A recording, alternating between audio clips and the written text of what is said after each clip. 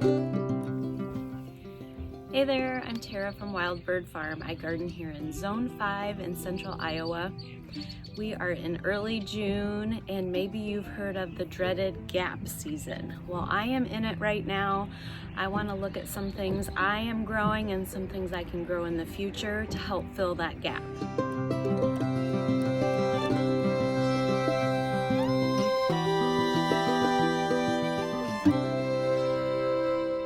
So if gap season is a new term for you, that is just essentially whenever you have a break in flowers, especially focal flowers. For me, this is usually in the first few weeks of June, depending on how warm and how quickly our season gets going in the spring. I am at the tail end of the first week of June. My peonies, lilacs, of course tulips and daffodils are long gone. I planted some early sunflowers this year, but they still have at least a week, it looks like, before they'll be ready. So I am in that gap season. So first I want to look at some buckets of blooms that I picked last night that I'm getting ready to deliver, just to see what I do have blooming. And then let's talk a little bit about a few more ideas of things that I can plant more for focal flowers in this early gap season. And again, for me, that's in early June. These are the bouquets that I'm getting ready to deliver. Now, a lot of my campanula is pushing secondary stems, so I don't know if those are exactly focals. We have Bupleurum, yarrow, whitefinch orlea, lots of different goodies. This is anise hyssop. This is that golden chamomile. Let's see, we have some love and a mist, both the pods. And let me see, can I find a flower? Oh, here's a flower right here. Just what's left of my stock is in here, but otherwise this is done. I think Kitty wants some food. A little bit of coreopsis I just pulled from my landscape. A few snapdragons, a few delphinium are starting. But you'll notice I don't have a big focal in these. I did have a few stems of lupin. I put together a special order that I use some of that for. But for these bouquets, they could stand to use a big focal, and that's kind of what I'm missing here in the gap season.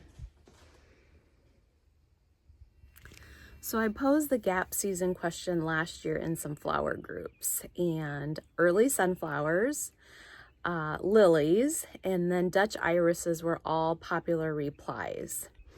I did try planting Dutch iris one year. I think our voles got them. I did not see a single one come up, and the bulbs looked healthy. So that might be something that I would try again as well. You may talk me into some fancy rose lilies just in this gap season. I don't know why, I just don't generally care for lilies, but that would be something that I could force, maybe grow in crates even, to fill this 2 to 3 week gap. Now, one thing that may work would be some later varieties of allium. I do have drumstick. Those aren't ready yet though. Those are usually in July for me. Now, we've looked recently at these Alaska hardy amaryllis. If I bought these in bulk, planted them in the ground, these could be a good gap season. Now, these do remind me a little bit of lilies, where they're coming up from the bulb and they're growing up very quickly. Try and get around to see these here. I don't really care for lilies, and I love amaryllis in the winter. I do think these petals are probably a little bit fragile, and I try and stay away from that with market bouquets, but that would definitely be an option. Now, another option might be columbine, and if you've been around this spring, you'll know that I planted a lot of plants, upward of 80 plants in my cut flower rows, but those won't be mature enough to put flower on this year. I do have some in my landscape.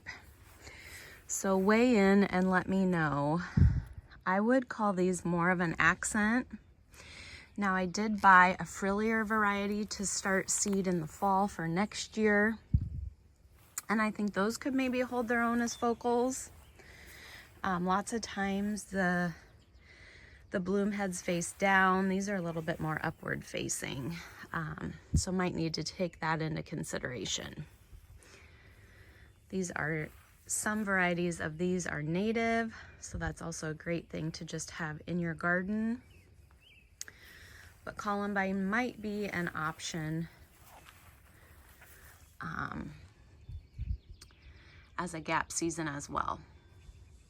The other thing I'm wondering about is the perennial scabiosa. It tends to be a little bit bigger than the annual. Now there is scoop scabiosa that I've seen recommended too, which is blooming about this time. But I believe you have to buy those from plugs. I think they might be a tissue culture plant. I harvested the perennial scabiosa. This is second and third year. Pretty hard last night, but we'll see if we can find one here. I'll turn the camera around.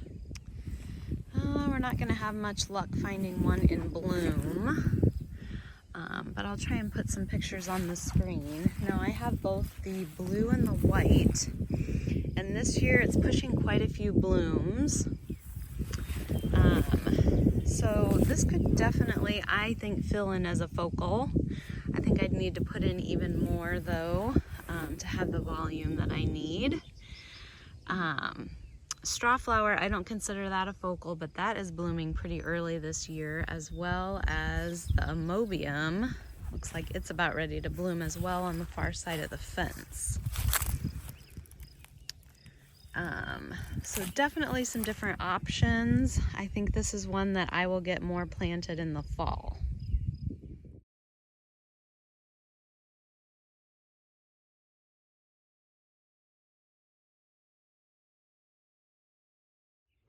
So I think my plan for next year, again, do early sunflowers because those will be coming soon. Maybe try some rose lilies. My columbine should be blooming, so at least I'll have those as accents, if not focals. Let's see, I was thinking there was one more thing.